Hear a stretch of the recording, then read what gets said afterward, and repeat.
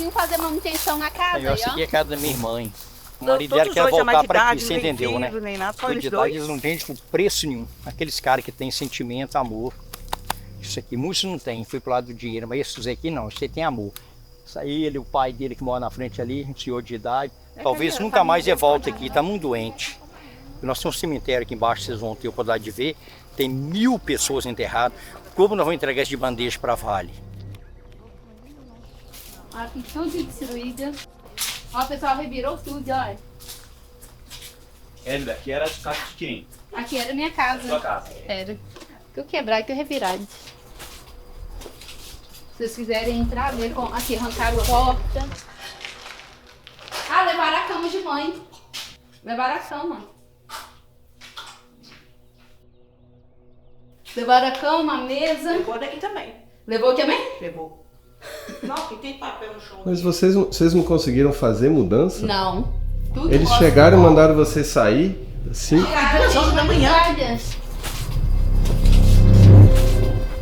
Tudo que a gente tinha, a gente deixou aqui. As lembranças, deixamos tudo. Saímos sem nada, sem documento, sem nada. A roupa que ficou.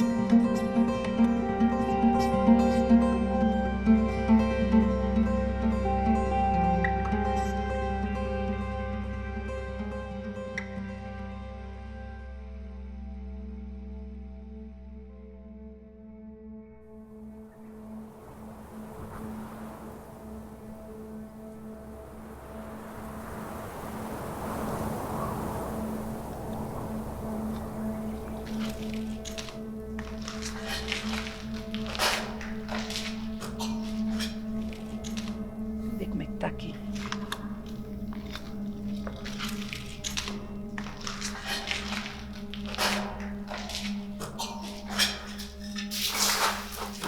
Outra que virou canto de droga, né? Aqui era a sua cozinha. É, na cozinha, na área de tanque, banheiro, abri.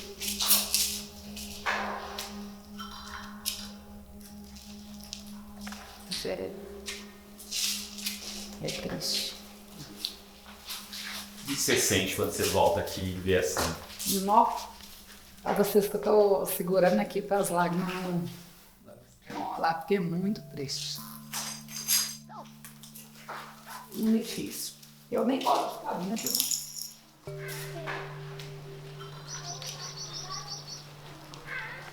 Quando eles veio a primeira vez fazer uma pesquisa, a gente perguntou do risco, falou que não tinha risco. E depois de 1 ano ou 2, vieram com uma equipe falando que nós estávamos debaixo de uma bomba relógio. Eu preferia nem ficar sabendo que futuramente ia estourar isso aí, que estourasse para lá e sem a gente saber, que você ia morrer sem saber, né? Do que viver o que eu tô vivendo hoje aí. Eu tô vivendo uma situação muito difícil. Quando eles chegaram aqui, eram umas 10 horas da manhã de uma quinta-feira. E ficou aquela movimentação. Aí eu saí no meu portão e procurei uma moça do nome Nayara. Aí eu chamei ela, perguntei ela falou assim que era para ver se a barragem viesse a estourar, aonde pegaria essa lama. Aí eu falei com ela, e a minha casa? Ela foi e trouxe um aparelhinho e mediu, né, a esquina aqui do meu muro, divisa com o meu vizinho que foi retirado, e o aparelhinho não apitou. Aí o aparelhinho não apitou, então a lama não vem até a sua casa, Gislene, você pode ficar despreocupada. Aí eu me pergunto, que lama é essa que tem vida própria? Porque tira o meu vizinho do fundo, tira o meu vizinho da esquerda, tira o meu vizinho de frente e a lama não pega a minha casa. Foi aí que eu fiquei abandonada na rua, eu mais 3 famílias somente.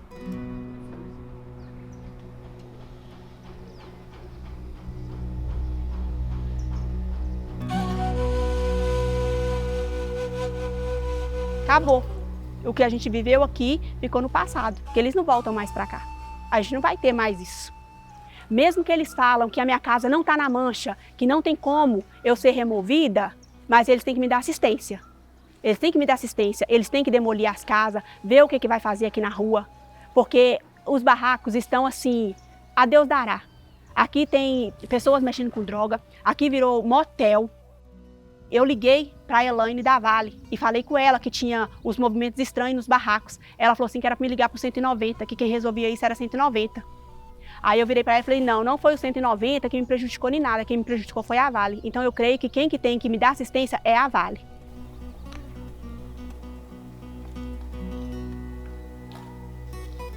Se a Vale hoje me oferecer 3 milhões de reais, eles não vão me pagar o que eles me tirou.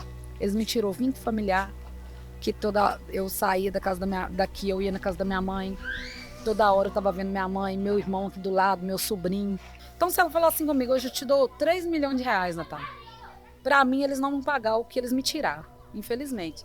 Sabe? Mas o que eles querem me pagar é muito mais injusto do que eles estão achando que estão fazendo. Que eles estão achando que eu, diante da Vale, eu vou ser sincera, para mim, eu estou me sentindo um lixo. É uma situação complicada, que eu olho à frente e não vejo saída nela. Porque eles têm dinheiro, eles podem pagar 200 advogados melhores do Brasil, que todo mundo sabe disso. E nós que somos pobres, infelizmente, estamos vivendo essa vida aí. Faz o que quer com nós. Daqui a pouco chega a mineração dentro da casa da gente e ninguém luta, não temos prefeito, não temos ninguém. Pereira é isso aí que vocês estão vendo. Esse descaso, sabe? Cheguei ali, o vizinho ali falou assim, tá matando a saudade. Falei, tô, porque é muito triste. Aí você mora no que é dos outros, você não tem segurança de nada, amanhã ou depois a Vale pode pagar, mas também não pode, aí eu volto pra minha casa em situação que tá. Não é uma casa luxuosa, mas é o meu sonho que tá aqui, sabe? Cada tijolo foi sonho, cada piso foi sonho.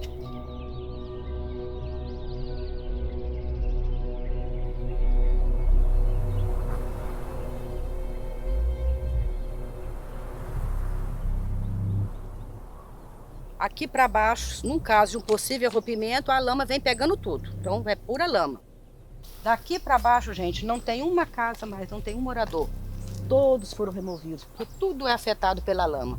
A lama vem pegando essa rua todinha, atravessando o asfalto todo, vai com tudo aqui, ó. Atravessa o rio de lama, tudo aqui na minha porta. Parece que o que salva é só daqui para cima. Aqui, ó, vem cá para o jogo.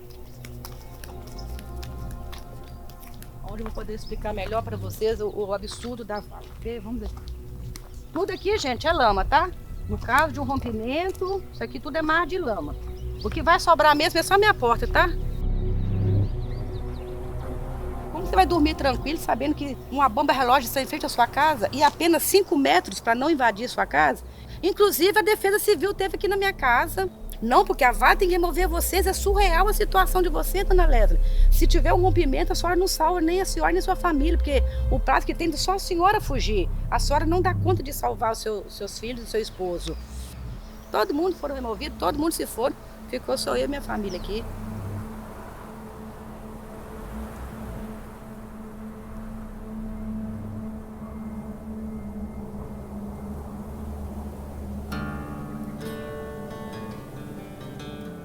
Quem diminui o índice de segurança ou aumenta, né, o risco, né, de rompimento é a própria empresa, é uma autodeclaração.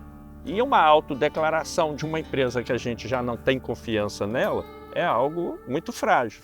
E o Estado não é organizado o suficiente para fazer a análise disso. A barragem do Doutor, ela é 3 vezes maior que a barragem que rompeu no Córrego do Feijão, em Brumadinho. Tem todos os estudos, mas os estudos eles são meio mutantes. Eles vão mudando de acordo também com os interesses da mineradora. Essa mancha teve vários desenhos. Cada vez ela tem um desenho diferente. Quer dizer, ela é uma mancha que é um estudo geográfico onde não se respeita nem as pessoas que vivem nesse território, né? Eu vou fazer remoções de uma série de casas e deixo uma casa na borda. Essa pessoa na borda, ela está perdendo tudo. Ela perdeu os seus vizinhos, vai morar num território que é um deserto e vai sofrer ameaças em relação a questões de segurança, de tudo que a gente for pensar. Então, assim, o impacto continua.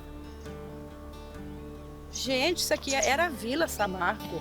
Toda a época de julho, nós tínhamos a tradicional festa junina da água marinha, onde isso aqui lotava, os moradores, nossos vizinhos, punha barraca, vinha pessoas de Mariana, vinha gente de Ouro Preto, lotava a nossa vila. A nossa comunidade acabou. Eu poderia chegar aqui 9 horas da noite, 10 horas da noite, que eu via pessoas aqui. Se eu precisasse de gritar socorro, eu tinha pessoas. Eu vou gritar para quem? Só socorro para Deus. E brigar contra a Vale está sendo difícil. É o gigante do mal.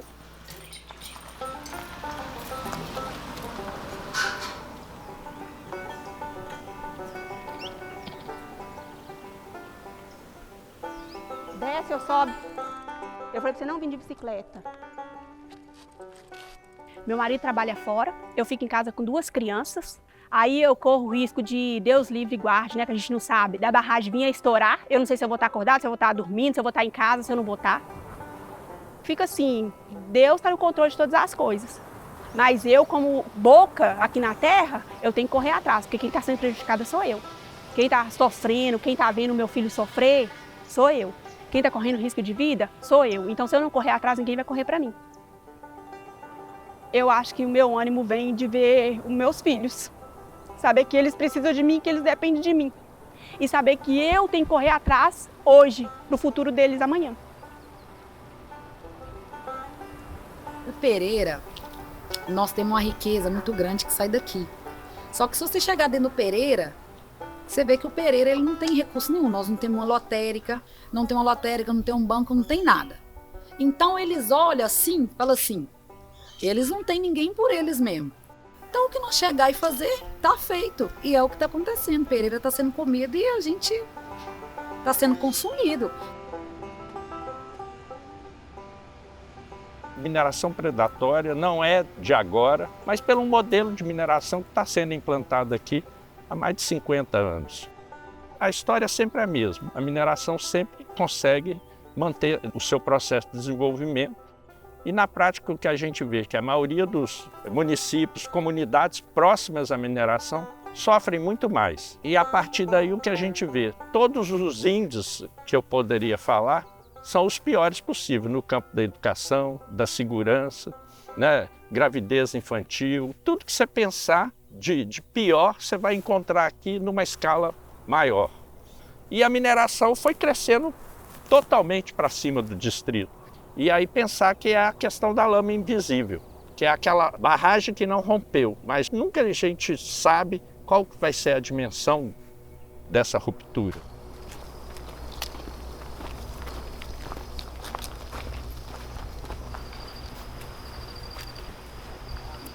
Levou o motor, levou porta, levou tudo. Porque a moto eu ando para ir trabalhar, né?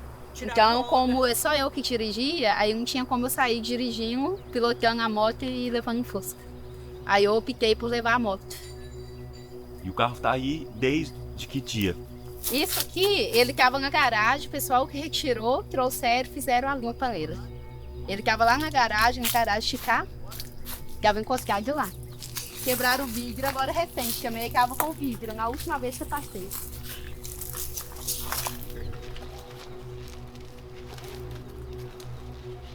A gente achou que iria sair, chegando lá eles iam falar assim, não, agora vocês podem voltar. Então a gente saiu com a roupa do corpo, com a roupa pijama, a gente saiu assim. E se a gente conseguiu voltar aqui para pegar algum documento, foi escondido, né, no meio do mato, para pegar pelo menos documentos para a gente conseguir comprovar que a gente era realmente dono das nossas terras.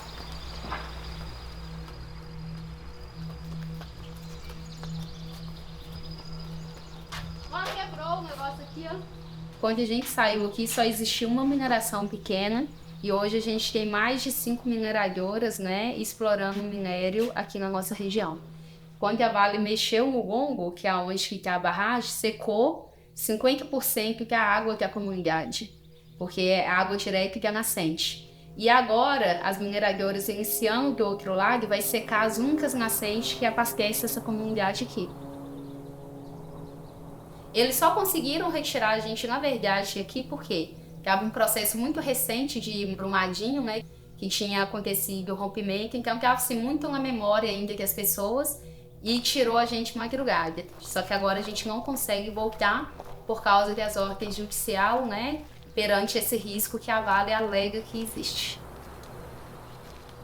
Casé, pra você ver aqui, ó, esse foi que tristeza. Só pra você ver aqui, ó. Essa casinha, ó, revoltante.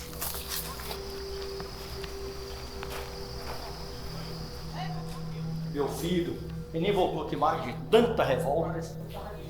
Ele fazia trilha com moto nunca mais voltou, quarto da minha filha. Muita tristeza. Ainda resta ainda que aqui é a sala, é o troféu. Eu mexi com o time de futebol. Aí ficou só as lembranças. Eu lembro assim que um dia a gente naquela correria para sair, o Zé do ônibus, ele gritava e pulava, gente, é a armação da Vale, não sai. Eles sempre quiseram, né, puxar um pouco a mineração para cá.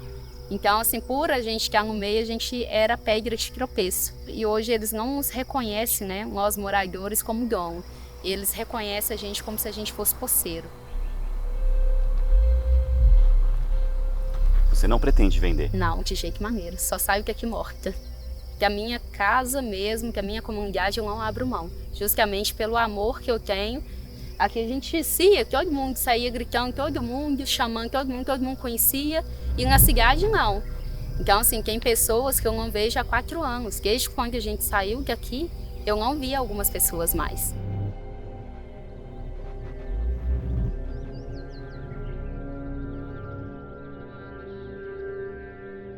Anos atrás, o que a gente escutava é que a mineração era perfeita, que não tinha risco nenhum de ruptura, que era tudo muito controlado, muito seguro. 1 ano antes de ter o rompimento da barragem de Fundão, eu já escutava boato que tinha risco de ruptura da barragem. Então, assim, é difícil de acreditar, né?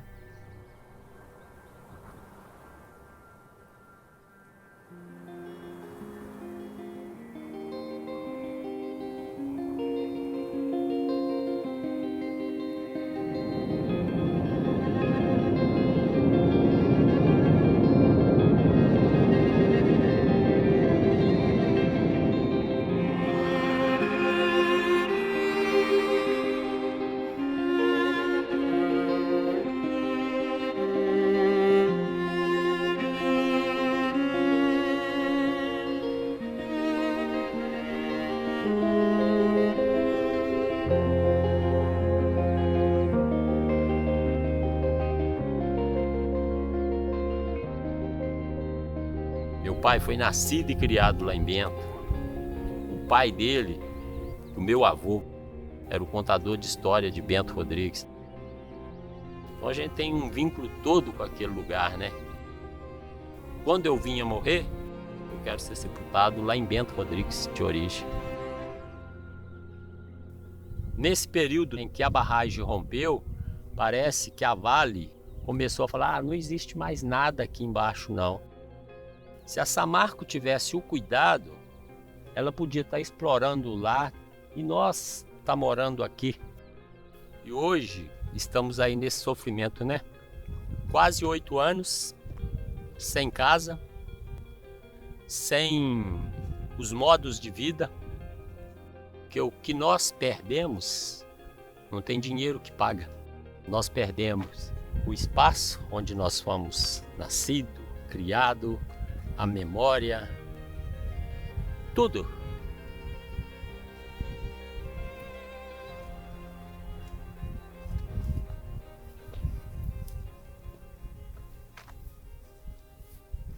Desculpa.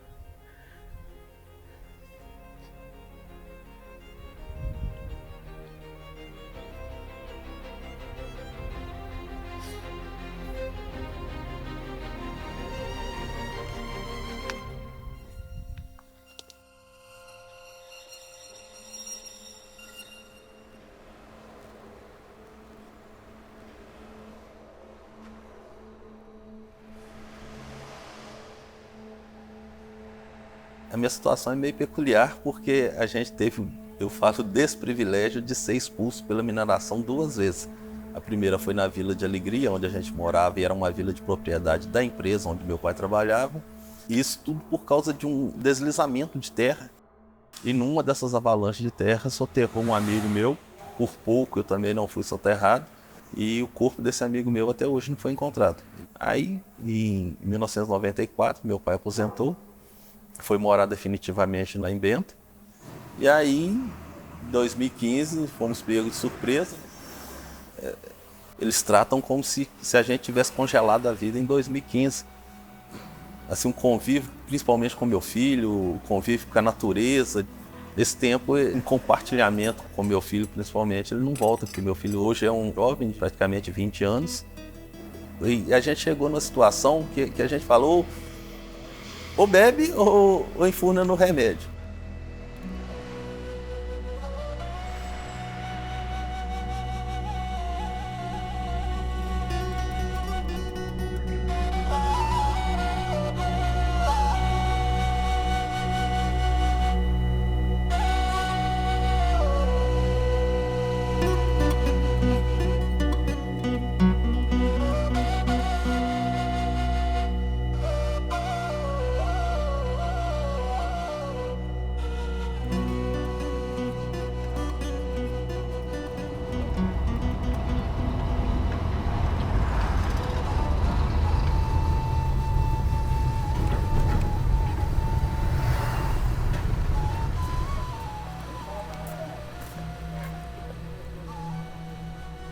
O Novo Bento ele foi concebido para atender 188 famílias. Nós temos 8 bens públicos, considerando posto de saúde, posto escola, posto de serviço, estação de tratamento de água e esgoto.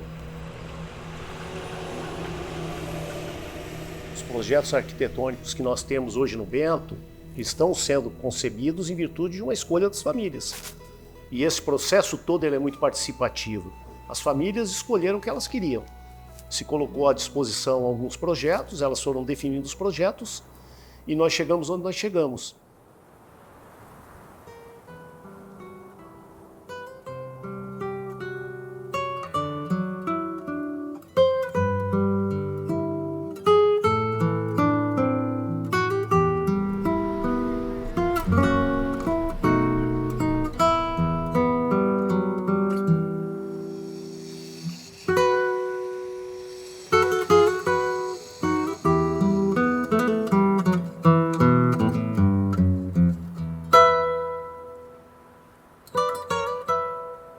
A gente tem que compreender que mesmo diferente, as famílias estão se apropriando do Bento.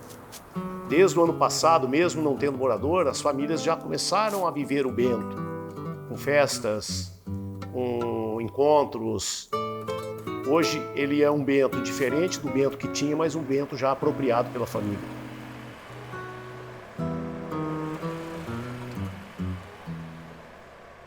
Em 2016 foi feito um acordo que as empresas iam reparar todos os danos, tanto às pessoas atingidas quanto ao meio ambiente.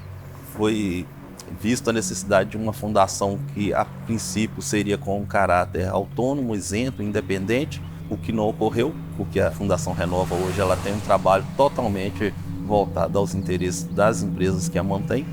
E aí está se arrastando. Meu projeto inicial estava praticamente finalizado em outubro de 2018. As coisas foram se arrastando, não chegou uma definição. Pelo menos, eu acabo vendo que é uma retaliação pelo que a gente representa junto ao processo. No que depende da gente, da família, estamos dispostos a contribuir, acelerar o projeto, mas eu acredito que ainda demora mais 1 ano e meio, 2 anos.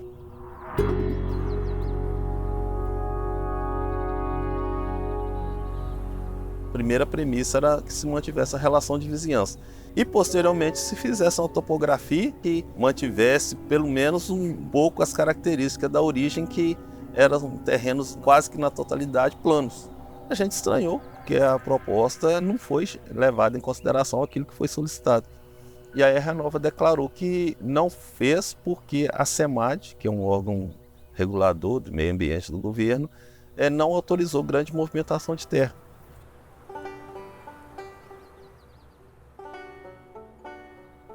Na faixa de idade que a gente está, a gente não vai criar vínculo aqui, porque o nosso vínculo, a nossa história, está lá no Bento. Bento antigo, Bento original. Então, assim, é diferente. Eu uma pessoa que tinha aposentado, desligado da própria Samarco, para mim viver meus projetos de vida lá em Bento Rodrigues, é muito doloroso quando você vê que a vida da gente parou. Nós estamos ficando velhos. Será que nós vamos ter a reparação justa? A Renova que está para reparar aí, eu vejo que eles deveriam ter mais agilidade para parar um pouco do sofrimento das famílias, do atingido. A primeira proposta da comunidade como um todo era que saiu todo mundo junto, muda-se todo mundo junto. Mas essa proposta ela foi perdendo força ao longo do tempo, à medida que os anos foram se passando, a gente já vai caminhando para o 8º ano. E aí a gente, nesse período, cerca de 58 pessoas só de Bento já faleceram à espera, muitas delas as casas estão prontas, sem que elas tenham usufruído sequer um dia dentro da casa, além do que ainda estamos num canteiro de obra. E, infelizmente, essa tranquilidade não tem num canteiro de obras.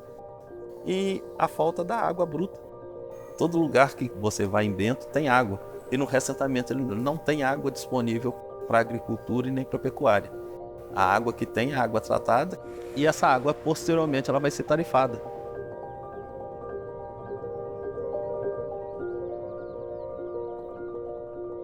O presidente da Fundação Renova era o André Freitas, e antes outro. E assim o diretor de obras também.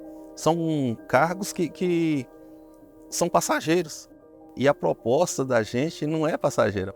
Quem vai morar aqui e habitar o reassentamento para o resto da vida somos nós. Eu acho difícil afirmar que a reparação está justa ou não está justa. Nós estamos atendendo aquilo que eram de direito deles. É difícil discutir o que não atendeu. É difícil isso. Para nós, está atendido. Desde que a família esteja satisfeita, está atendido.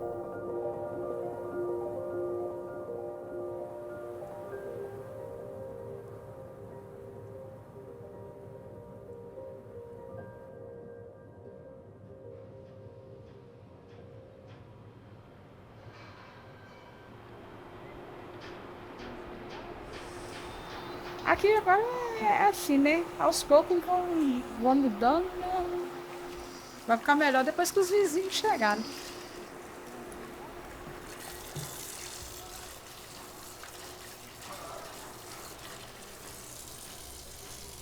E um dia anterior, aonde a barragem estourou tudo, arrebentou tudo, eu trabalhei nessa subestação. Aí depois eu escutei no rádio, falando que a barragem tinha estourado. Minha menina tá na escola, minha família toda lá. Aí eu liguei pro meu esposo e falei com ele. Ele trabalhava aqui em Mariana. Falei, corre lá no Bento que a barragem estourou. Eu não sei o que está acontecendo lá. Quando ele chegou lá, que ele viu aquele lamaçal varreu tudo, ele ligou para mim e falou assim, Luciene, chorando em grito. Nossa família morreu tudo. Ah, acabou o meu mundo naquela hora. Quando foi 10 horas da noite, uma menina chegou perto de mim lá na maca e falou, Luciene, a Ana Carolina tá ali. Aí quando ela chegou perto de mim, ela chegou, mãe, me abraçando. A calça dela estava rasgada até na metade da cá em cima na coxa e a lama todinha na perna dela. Aí ela foi me contar que achou que eu tinha morrido, queria pular do abismo.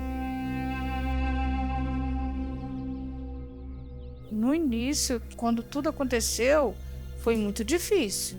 30 anos na minha vida foi lá. Cheguei a criar galinha lá, tinha meus cachorros. Até hoje eu tenho um cachorro que sobreviveu à lama lá, ficou 3 dias em cima de uma casa. Aquela coisa, a saudade ela vai existir sempre. Sempre ela vai existir, porque isso não vai ser igual era antes. A vida da gente hoje é totalmente diferente do que era antes. Mas a gente busca não ficar nem vivendo sempre no passado, até mesmo pra gente não sofrer, né?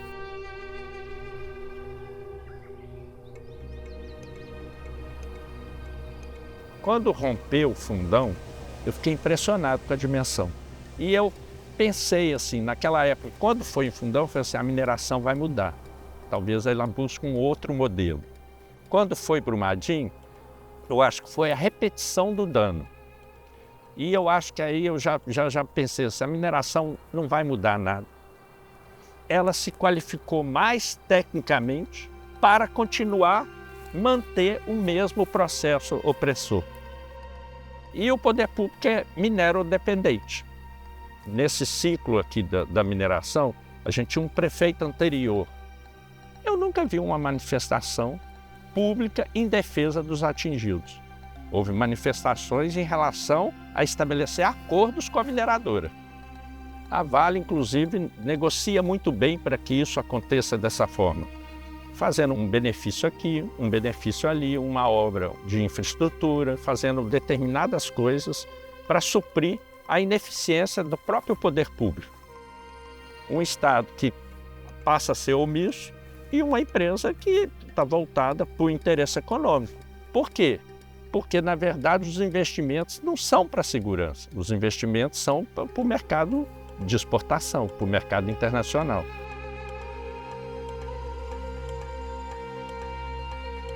Não está sendo fácil viver aqui, aonde que eu pensei que eu ia ser muito feliz e fui por um tempo, até acontecer isso.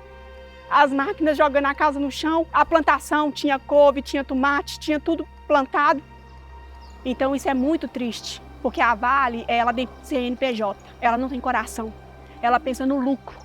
Ela não pensa na saúde mental das pessoas, ela não pensa nas pessoas idosas, ela não pensa nas crianças. Eles são autoridade em cima de nós. A gente não tem onde pedir socorro.